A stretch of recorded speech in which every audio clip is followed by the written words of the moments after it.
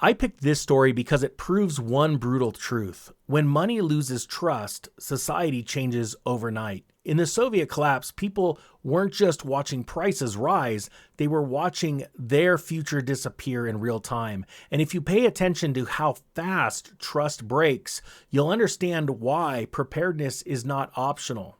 For 70 years, the Soviet Union promised stability. Jobs were guaranteed, prices were fixed, money was predictable until it wasn't. In 1991, the Soviet Union collapsed. Not slowly, not peacefully, but suddenly. One day, the world's largest planned economy existed. The next day, it didn't. 15 new countries were born overnight, and none of them had functioning money. The Soviet ruble had been held together by control. Prices were set by decree, wages were assigned. Markets were suppressed, reality was postponed. For decades, shortages were hidden. Official numbers masked inefficiency. Empty shelves were explained away as temporary. Citizens learned to wait, to accept less, to rely on informal networks rather than official systems. The economy functioned on improvisation, not abundance and not truth.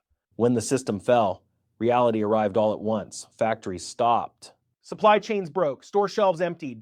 Money kept existing, but it stopped working. In the early 1990s, inflation exploded. Prices were no longer fixed. They floated, and they floated upward fast. Savings disappeared. People watched their bank accounts evaporate, not through theft, but through arithmetic. A month of inflation could erase a decade of discipline. Pensions became meaningless, wages lagged behind prices. The social contract shattered, cash lost trust, barter returned. People traded shoes for bread, tools for fuel, skills for food. Doctors traded consultations for groceries, engineers repaired appliances for heating oil. Teachers depended on neighbors to survive. Professions lost their meaning. Survival replaced status, and money became optional.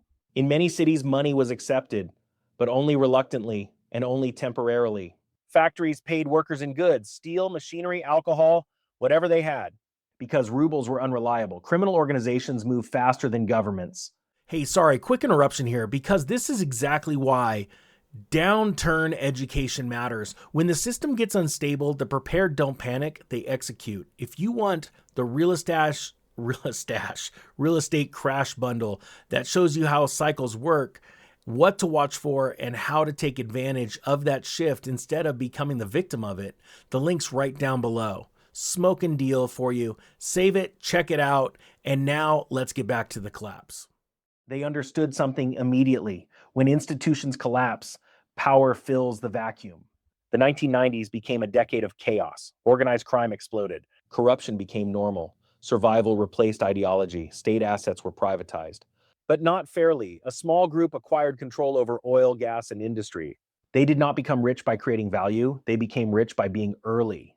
Vouchers meant to distribute wealth equally were bought for pennies. Factories were stripped. Assets were sold faster than laws could be written. Ownership transferred quietly, permanently. The word oligarch entered history, not as a title, but as a warning. For ordinary people, daily life became unstable. Electricity failed, heating failed. Food became uncertain, money became abstract, trust vanished. Not just in currency, but in government, in promises, in the future. Life expectancy fell, birth rates collapsed, alcoholism surged. These were not economic statistics. They were human consequences. Suicide rates climbed. Crime became a necessity, not a choice. Trust between strangers disappeared. People stopped planning years ahead, then months, eventually days.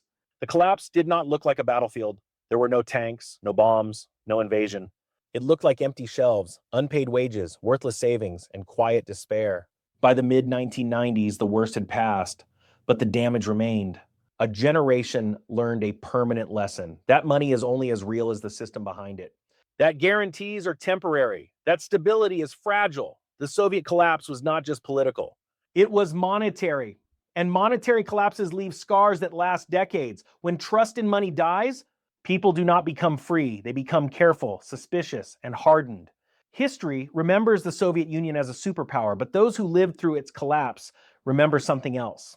They remember when money stopped making sense and survival became the only currency that mattered.